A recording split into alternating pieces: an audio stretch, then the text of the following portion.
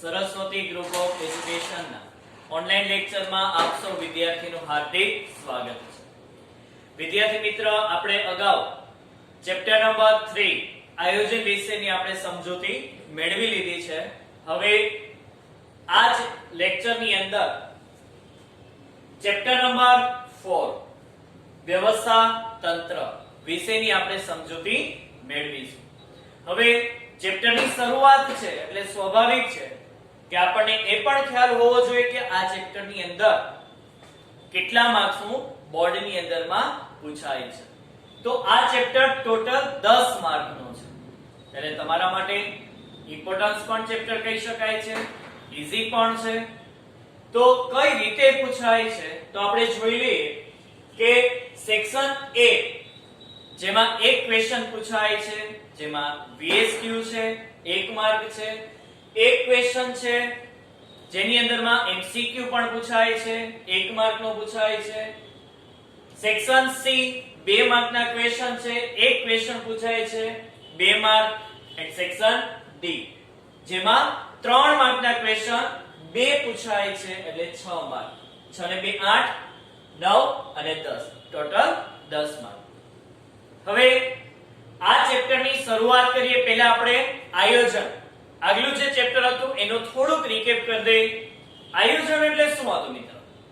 તો કે આયોજન એટલે આપણા જે નિર્ધારિત કરેલા જે ધ્યેય છે એ ધ્યેયને સિદ્ધ કરવા માટે ભવિષ્યની રૂપરેખા, ભવિષ્યનો એક નકશો વર્તમાનમાં તૈયાર કરવામાં આવતો હતો, જેની અંદર કયા કાર્ય કેવી રીતે, કેટલા સમયમાં, કોણ કરશે, કેવી રીતે કરશે, કઈ પદ્ધતિએ કરશે, કયા કયા કાર્ય કરવાના, આવી બધી બાબતો વિશે નું પ્લાનિંગ તૈયાર કરવામાં આવતું હતું। હવે તો કે આ જે ચેપ્ટર છે કે જે વ્યવસ્થા તંત્ર છે, જેની અંદર શું કહે છે તો કે જે વ્યવસ્થા તંત્ર એટલે શું તો કે ઓર્ગેનાઇઝેશન, એક માળખું, એક પ્રબંધ। આયોજનની અંદરમાં તમે જે નક્કી કરેલું છે એમાં હજી તમે નિર્ણય લીધા છે। હવે એ જે લીધેલા નિર્ણય છે એ નિર્ણયને તમારે અમલમાં મૂકવાના છે। તો અમલમાં મૂકતી વખતે તમારે એક આખું વહીવટી માળખું રચવું પડશે। એ જે વહીવટી માળખું રચાય છે કે જેની અંદરમાં આપણે એ નક્કી કરીશું કે જે કયા કયા કાર્ય જે છે આયોજનમાં નક્કી કર્યા હોય એમાંથી એ ડિસાઈડ કરીશું કે આ કાર્યમાંથી કયું કાર્ય કોણ કરશે, કોના અંડરમાં રહીને કરશે, કોની સત્તા, કોની જવાબદારી કેટલી રહેશે, આ બધી જ બાબતો નક્કી કરવાની થાય। અને આ બધી બાબતો નક્કી કર્યા પછી આપણે એને અમલમાં મૂકીશું। તો હવે આપણે વ્યવસ્થા તંત્રની પ્રસ્તાવના વિશેની આપણે સમજૂતી મેળવીએ છીએ।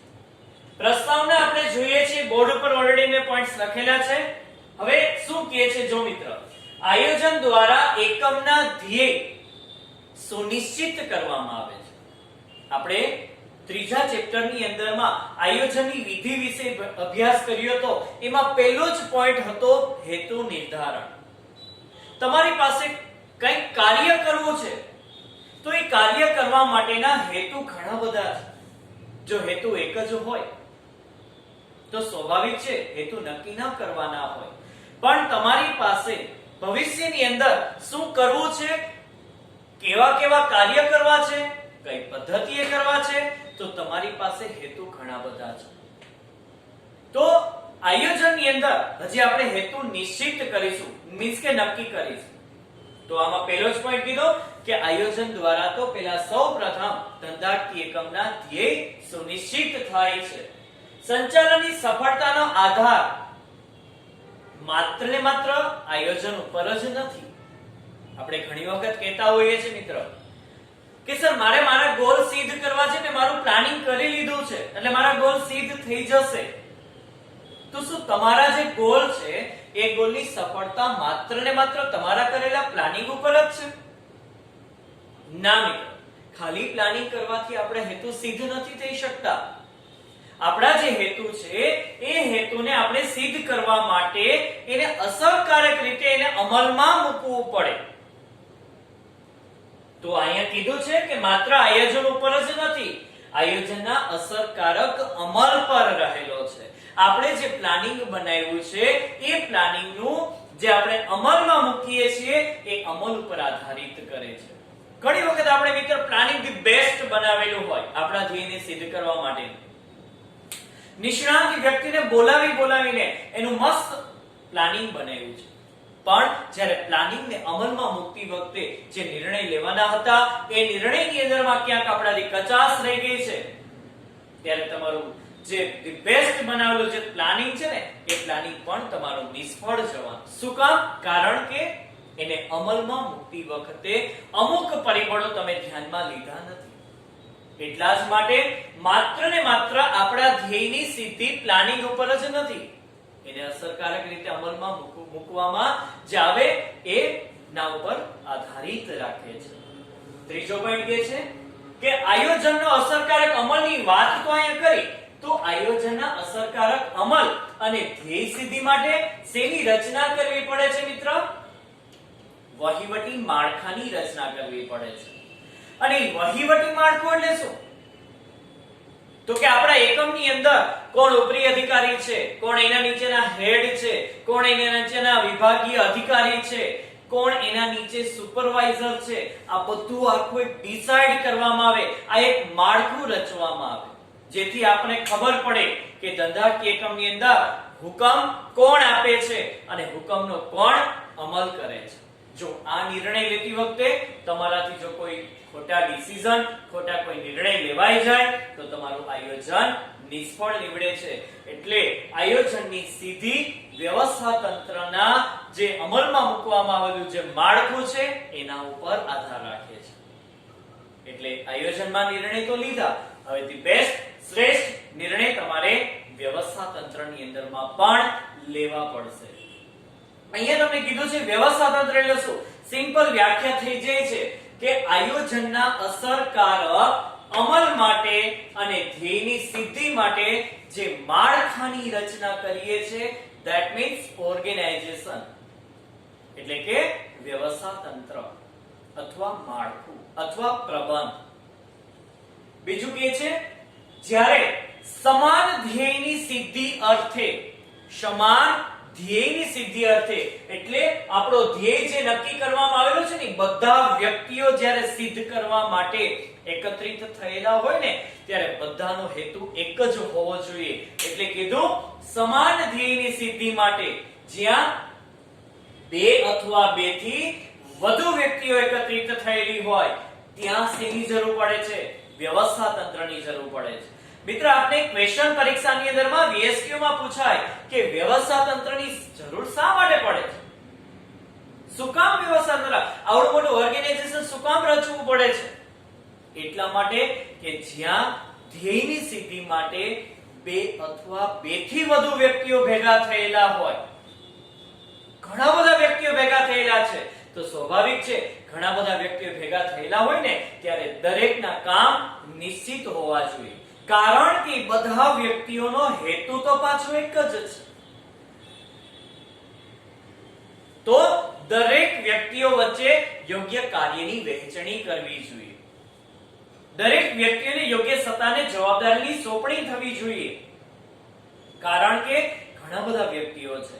આપણે બહુ પહેલા પાઠની અંદરમાં ભણી ગયા છીએ કે સંચાલનની જરૂર ક્યાં હોય. પ્રસ્તાવના જ આપણે ભણ્યા હતા કે સંચાલન ત્યાં જ હોય કે જ્યાં નિર્ધારિત કરેલા ધ્યેયને સિદ્ધ કરવા માટે બે અથવા બે થી વધુ વ્યક્તિઓ ભેગા થયેલા હોય. એકલો વ્યક્તિ કાર્ય કરતો હોય ત્યાં સંચાલનની જરૂર નથી, ત્યાં ઓર્ગેનાઇઝેશનની જરૂર નથી. જેમ કે ચિત્ર દોરતો ચિત્રકાર, ચિત્ર જે દોરતો ચિત્રકાર છે એ વ્યક્તિ એકલાએ જ આખું ચિત્ર દોરવાનું છે. જો એમાં બે થી ત્રણ કે ચાર વ્યક્તિઓ ના હોય, શું કામ ના હોય? એટલા માટે કારણ કે ચિત્ર એટલે શું? આપણા મગજની અંદરમાં રહેલા જે વિચારો છે એ વિચારને કંડારવાની કળા, રેખાંકિત સ્વરૂપે કંડારવાની કળા, જેને ચિત્ર કહે છે. હવે વિચારો કે કોઈ એક ચિત્ર ચાર વ્યક્તિ ભેગા થઈને બનાવતા હોય ત્યારે ચાર વ્યક્તિના વિચારો કેવા છે? અલગ છે. બધાના વિચારો અલગ છે એટલે ક્યારેક એ ચિત્ર તમારું વિચિત્ર બની જાય છે. એટલે જ મેં તમને કીધું ને કે મિત્ર, ચિત્ર દોરતો ચિત્રકાર એકલો જ વ્યક્તિ ચિત્ર દોરતો હોય, તેના મગજની અંદરમાં એક જ વિચાર ચાલે છે અને એક જ વિચારથી આખું ચિત્ર બનાવે છે, એટલે સારામાં સારું ધી બેસ્ટ ચિત્ર બનશે. એ જ રીતે મૂર્તિ ઘડતો કારીગર આખી મૂર્તિ બનાવવાની છે. ગણેશ ચતુર્થી છે એટલે સ્વાભાવિક છે કે ગણેશની મૂર્તિઓ સમાજની અંદરમાં કેટલીય મળતી હોય છે. હવે એક જ વ્યક્તિ બનાવતો હશે, કારણ કે એના હાથ પગ બધું બનાવવાનું છે. હવે બધા વ્યક્તિઓમાં 5-6 વ્યક્તિ ભેગા થઈને કે હાલો આપણે મૂર્તિ ગણેશની બનાવી નાખી, ન બને, કારણ કે બધાના વિચારો અલગ છે. એટલે મેં તમને કીધું કે અહીંયા 2 અથવા 2 થી વધુ વ્યક્તિઓ ભેગા તો થયા છે, પણ કેના અર્થે ભેગા થયા છે? સમાન ધ્યેયની સિદ્ધિ અર્થે ભેગા થયા છે. બધાનો હેતુ એક જ હોવો જોઈએ. જે કંપની જે હેતુથી રચાયેલી છે એ જ હેતુથી એના નીચેના તમામ એમ્પ્લોઈઝ કામ કરતા હોવા જોઈએ. એ સમાન હેતુ માટે ભેગા થયેલા છે. એમાં વ્યવસ્થા તંત્ર, એમાં ઓર્ગેનાઇઝેશનની રિક્વાયરમેન્ટ છે. નેક્સ્ટ, એકમની ધ્યેય સિદ્ધિ અને કાર્યની સફળતાનો આધાર. એકમની ધ્યેય સિદ્ધિ અને સોંપેલા કાર્યની સફળતાનો આધાર શેના ઉપર રહેલો છે? તો કે કર્મચારીઓ વચ્ચે કાર્યની વહેંચણી, સત્તા અને જવાબદારીની વહેંચણી તથા સત્તાની વહેંચણી વગેરે બાબત ઉપર રહેલો છે. આજે કોઈ ધંધાકીય એકમની અંદર, આજે હું આપણી જ સંસ્થાની વાત કરીએ કે ભાઈ કોઈ શૈક્ષણિક સંસ્થાની અંદર સ્વાભાવિક છે એનો મુખ્ય હેતુ શું હોય છે? બાળકોના સર્વાંગી વિકાસ માટેનો હોય છે. હવે શૈક્ષણિક સંસ્થાની અંદરમાં કોઈ એક ટીચર હોય છે, કોઈ એક પ્રિન્સિપાલ હોય છે? ના, દરેક ડિપાર્ટમેન્ટ વાઇઝ એના અલગ અલગ પ્રિન્સિપાલ હોય, દરેક સબ્જેક્ટ વાઇઝ ટીચર હોય, સુપરવાઇઝર હોય, રિસેપ્શનિસ્ટ હોય, એકાઉન્ટન્ટ હોય, ટાઇપિસ્ટ હોય. જો કેટલા બધા વ્યક્તિઓ છે. હવે આ બધા વ્યક્તિઓ ની વચ્ચે કાર્યની વહેંચણી કરવાની છે. તો બધાની જે કળા હોય ને એ કળા પ્રમાણે કામની સોંપણી કરાય. સપોઝ કે મારી ઓસી સબ્જેક્ટની અંદરમાં માસ્ટરી હોય તો મને ઇંગ્લિશ સબ્જેક્ટ સોંપવામાં ના આવે, ઇંગ્લિશના ટીચરને ઓસી સબ્જેક્ટ આપવામાં ના આવે. શું કામ? કારણ કે બાળકોની સમક્ષ રિપ્રેઝન્ટ કરી નથી શકવાનો. ટાઇપિસ્ટ જે કોઈ વ્યક્તિ જેમાં ટાઇપિસ્ટ એની ટાઇપ કરવાની ખૂબ જ માસ્ટરી છે, સારામાં સારી માસ્ટરી છે, તેને સબ્જેક્ટ તમે સોંપો તો ન રહી શકે. એટલે જ મેં તમને કીધું કે જો આપણા ધંધાકીય એકમનો ધ્યેય સરળતાથી સિદ્ધ કરવો હોય અને એકમની જો સફળતા પ્રાપ્ત કરવી હોય તો જે એકમની અંદરમાં કામ કરતા જે કર્મચારીઓ છે એ કર્મચારીઓ વચ્ચે કાર્યની વહેંચણી, તેની લાયકાત, આવડત, શિક્ષણ, અનુભવ ને ધ્યાનમાં રાખીને કરવી જોઈએ. એની પસંદગી એની રુચિ પ્રમાણે થવી જોઈએ અને જે કામ સોંપો છો એ કામ માટેની સત્તા પણ આપવી જોઈએ. સત્તા એટલે અધિકાર આપવો જોઈએ કાર્ય કરવાનો. એને સંપૂર્ણ અધિકાર આપી દો એટલે વ્યક્તિ પોતાની રિસ્પોન્સિબિલિટી થી અવેરનેસ થાય. હવે એ વ્યક્તિને ખબર છે કે મને સત્તા આપી છે, આપી છે કોઈ મારા ઉપરોક્ત અધિકારી, તો મને એટલીસ્ટ ખબર પડે કે મારે એ કામનો જવાબ મારા ઉપરોક્ત અધિકારીને આપવાનો છે. તો આ હેતુથી આખી એક વ્યવસ્થા તંત્રની રચના થાય છે. તમને કીધું કે આયોજન એ શું છે? તો કે આયોજન એ ધંધાકીય સાહસનું મગજ છે. તો વ્યવસ્થા તંત્ર એ શારીરિક માળખું છે. જો આપણા શરીરના 2 અંગ સાથે સરખામણી કરવામાં આવી છે, આયોજનની મગજ સાથે આપણા આખા શરીરની અંદરમાં વિચારીએ ને તો નિર્ણય ક્યાં લેવાય છે? હાથમાં લેવાય છે? પગમાં લેવાય છે? નો, મગજની અંદરમાં નિર્ણય લેવાય છે. એટલે ટોપ ઉપર છે. અને આ બધા આપણા હથિયાર જે છે, આપણા એમ્પ્લોય છે, હાથ, પગ, કાન, નાક, બધા મગજ જે ડિસિઝન લે છે એ પ્રમાણે કામ થાય છે. વિચારો કે મગજ એવું કે કોઈને ઝાપટ મારવાની, પગ નહીં ઉપડે, હાથ જ ઉપડશે. કોઈને લાત મારવાની વાત કરે એટલે પગ જ ઉપડશે, હાથ નહીં ઉપડે. તો એ બધાના કામ ડિસાઈડ કરેલા છે અને દરેકને કામની સોંપણી કરેલી છે અને દરેકને કામનો અધિકાર આપ્યો છે. મેં તમને કીધું ને હાથ ઉપાડવાની એટલે હાથ જ ઉપડે, એને અધિકાર આપ્યો છે એટલા માટે. ઝાપટ મારવાનો પગને ન થાય. હવે એવી જ રીતે આયોજનની અંદરમાં ડિસિઝન લેવાય છે. જે મગજમાં ડિસિઝન લેવાય છે એટલે આયોજનને મગજ સાથે સરખામણી કરવામાં આવી છે અને મગજ જે ડિસિઝન લે છે ને આપણા બધા જે અંગો કામ કરે છે એવી જ રીતે આયોજનની અંદરમાં ડિસિઝન લેવાય છે અને એકમના જુદા જુદા વિભાગો જે છે એ વિભાગોની અંદરમાં દરેક અધિકારીઓ એ ડિસિઝનને ફોલો કરે છે એટલે એને કીધું શારીરિક માળખું. આપણા શરીરના બધા અંગોને એકબીજા સાથે જોડી ગયો એટલે એક માળખું બની ગયું શારીરિક માળખું. આ હેડ છે એટલે ઉપર છે, બાકીના બધા અંગો જે છે એક એમ્પ્લોય છે એટલે બધાને સોંપી દીધા કામ. એટલે આપણું શારીરિક માળખું એવી જ રીતે ધંધાકીય એકમનું વ્યવસ્થા તંત્ર છે એને શારીરિક માળખા સાથે સરખામણી કરવામાં આવે છે. હવે આપણે અર્થ જોઈએ.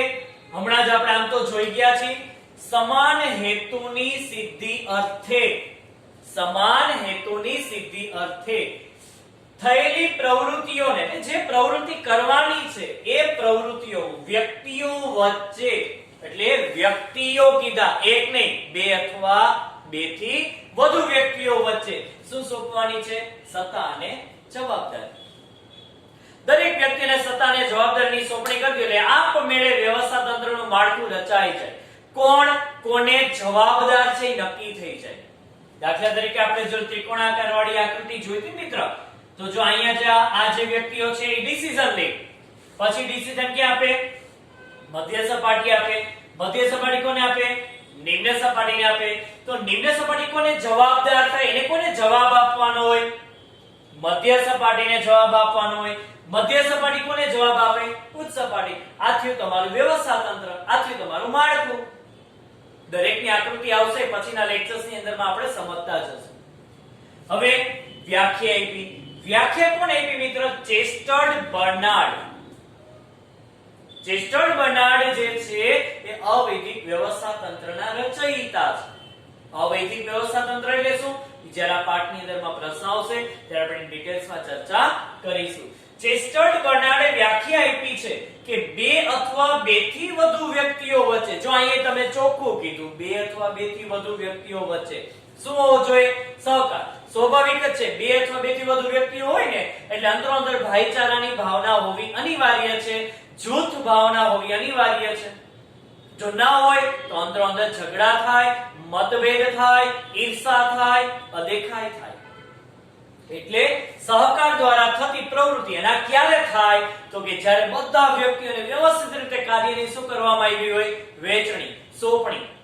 સત્તા અને જવાબદારીની વ્યવસ્થિત રીતે શું કરવામાં આવી હોય? સોંપણી.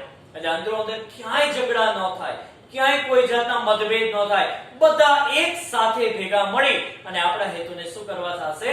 સિદ્ધ કરવા માટેના પ્રયત્નરૂપ બનશે. તો ચેસ્ટર્ડ બર્નાર્ડે કીધું બે અથવા બે થી વધુ વ્યક્તિઓના સહકાર દ્વારા થતી પ્રવૃત્તિ.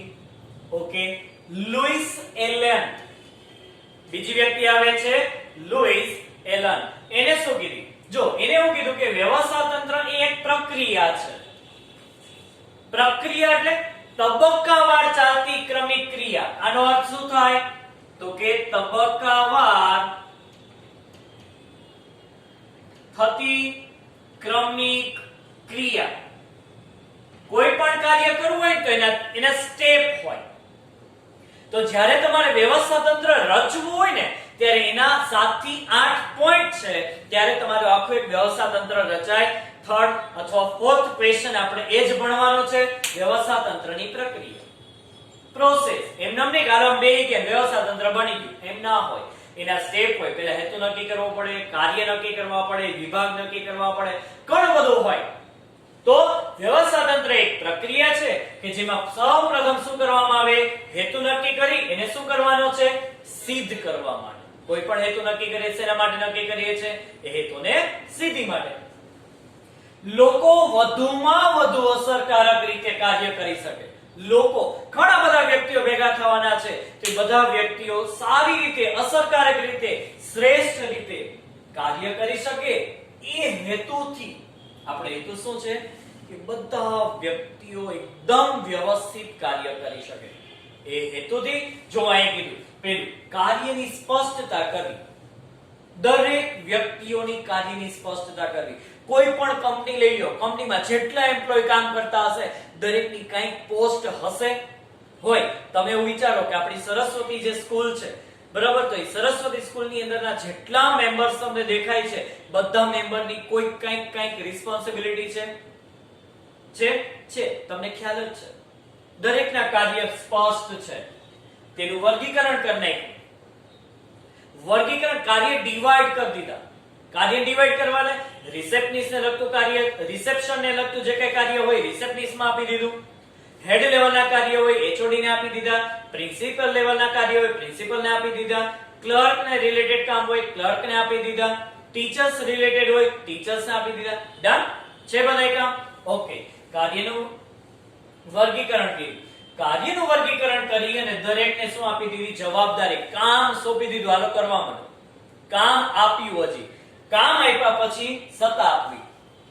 હવે કામને અમલમાં મૂકો એવો અધિકાર આપવો એટલે સત્તા આપવી. એટલે પહેલા કામ સોંપાય અને પછી કામ કરવા માટેની સત્તા આપવી. આ બધી બાબતો નક્કી થઈ જાય ને એટલે અંદરો અંદર વ્યક્તિ વચ્ચેના સંબંધો સ્પષ્ટ થઈ જાય કે કોણ કોને જવાબદાર છે. દરેકના એ સંબંધ સ્પષ્ટ થઈ જાય. હેડ કોણ છે, પ્રિન્સિપલ્સ કોણ છે, સંચાલકો કોણ છે, ટ્રસ્ટીઓ કોણ છે, બધી બાબતો ડિસાઈડ થઈ જશે. તો આ થયું તમારું વ્યવસ્થા તંત્ર. એક વખત વ્યાખ્યા આપણે જોઈશું કે છે કે વ્યવસ્થા તંત્ર એ શું કીધું? સમાન ધ્યેયની સિદ્ધિ અર્થે થયેલી પ્રવૃત્તિઓ વ્યક્તિઓ વચ્ચે શું કરવી? સત્તા અને જવાબદારીની વહેંચણી કરવી. માળખું એટલે વ્યવસ્થા તંત્ર. આભાર.